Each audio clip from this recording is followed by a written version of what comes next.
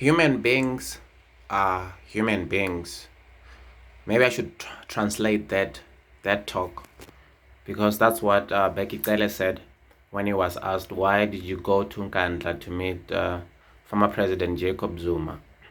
So these are the same which really one would need a translator, supposedly the hood translator, because you got statements like, don't worry about the constitution, and sometimes you just wish that all these politicians sometimes will have to speak their mother's language, because sometimes you can hear what they are saying, but when somebody starts translating that in English, it's a different story altogether. It's like saying, I'm sure you said, did your friend go and do some shopping? And you say, yeah, I'm sure he went and do some shopping. Whereas it's just basically saying that, yeah, I guess he went over that place. Now, when coming back to Cele, by the way, minor details. He said that he didn't have tea in Kandla when he went to meet Jacob Zuma. But he said, human beings are human beings. I'm just paraphrasing. There are situations where hindsight, one could solve issues like this. Now we know that the president had said that it's not going to go to the commission, the Zondo commission, and we could talk about such issues to avoid misunderstanding and to do things right in terms of the law and so forth, right?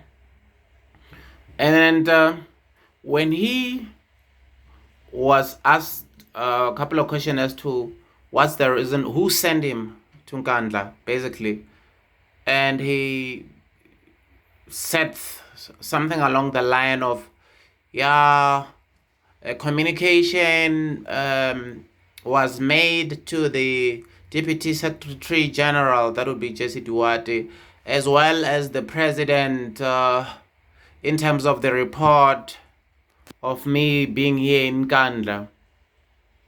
And the DA pounced to this situation. And now they're saying that we want to know as to whether Cele went to Nkandla in his capacity as the Minister of the Police or as the member of the NEC. And if he went in his capacity as a government official, then he has to explain as to why the blue light had to then being utilized for him to go there.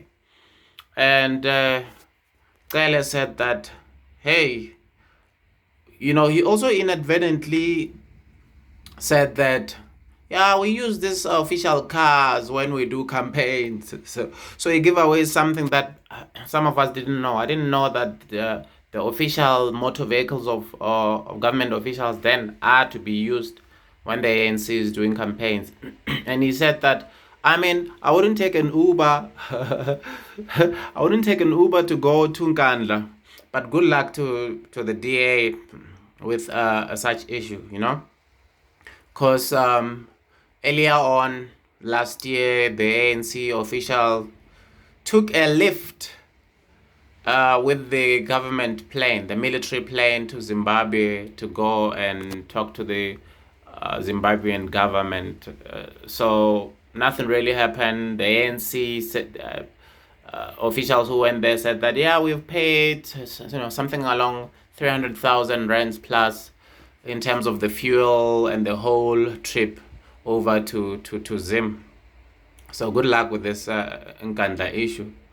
And then on the other hand, on Friday, I think it was Friday, when Ace Magashule gave a media statement to the people of South Africa, he said, well, I don't know about the issue of Bheki Cele going to Nkandla. We as the ANC top 6 had been mandated to go and meet up with Jacob Zuma. And it was the time where he was doing a little bit of lecturing to the media.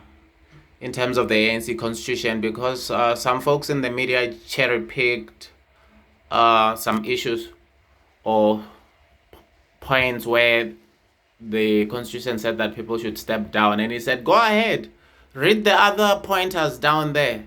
Doesn't one of the pointers state that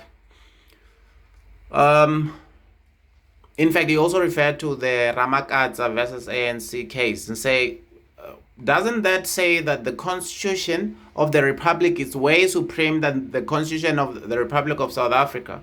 So we still have to change our constitution and tweak it in a way that it has to be aligned with the constitution of South Africa. See?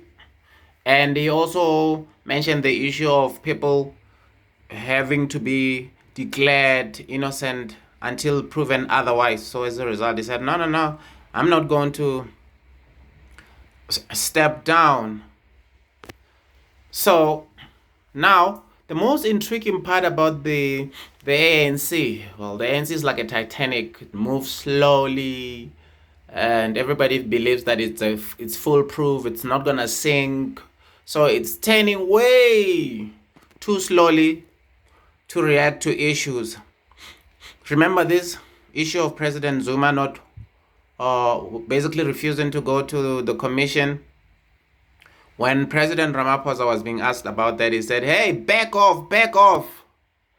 Just give the old man some space for him to do a whole lot of thinking. And when he's done with his thoughts, when they're clear, he will take a decision. And then the lapdog media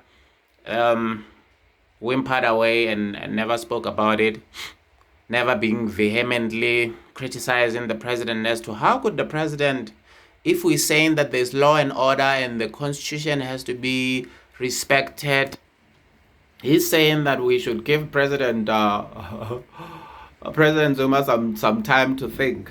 It sort of reminds me of back in the days when every time there are judgments which are related to the president or the office of the presidency, our former president Jacob Zuma, they will say the president is still studying this judgment and he will reply or respond in time.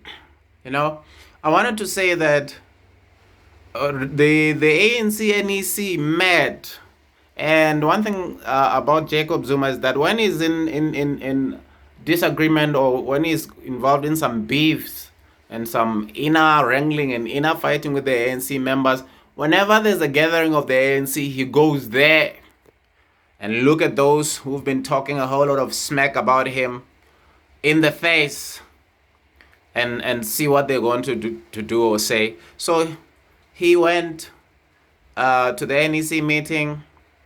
President Ramaphosa's statement from the government communication came out thanking Jacob Zuma for coming to the meeting together with former President Bheki for being there. And then all of a sudden, the NEC meeting was done. They initially said that they're also going to discuss the issue of President Jacob Zuma not coming to the commission after being directed to by the Constitutional Court. Nothing was spoken. I don't know when these NEC meetings are done, whether there wouldn't be one or two or three of the NEC members to just huddle up and, someone say, Mr. President, Zuma, let's just talk about this issue and this is what we're thinking, blah, blah, blah. Because obviously it shows that nobody spoke to him. The whole NEC didn't take an opportunity to sit down and talk to the president. And if they did, it shows that nothing had happened, because now they're saying they're sending the top 6 to speak to him. And the Nkandla parties are continuing. I saw President Zuma being invited to a gathering by, I forgot this gentleman. He's one of the ANC's dinosaurs, because it's been there since 1994 in Parliament. Oh, the name escapes me. Anyway, he also directs the policies of the ANC is a strategist in the ANC. So he was there, invited Jacob Zuma to speak. And here we are. So we're still yet to hear. And funny, it's sort of like political. Because you would expect Judge Zondo to say, today's Monday, by the way, so this Monday President Zuma should be here, but it looks like it somehow it's in sync with what you'd think that Deputy Judge to Judge Zondo of the commission, you would think that he's waiting for the ANC to take a decision as to what to do with the President Zuma's refusal to come to his commission before he takes another step. It's like he is not that independent to say, hey, I need you here, or we're pushing ahead quickly to sentence you. If the Constitutional Court does sentence you, which one thinks, wouldn't this be sort of a conflict of interest for Judge Zondo to now go straight to the Constitutional Court, to his colleagues that he's been working with for years, in order to request for President Zuma to be arrested, you know? So we'll see how this goes. That's my take. My name is Mamu G, and thanks for watching the Mamu G Show, and I'm out.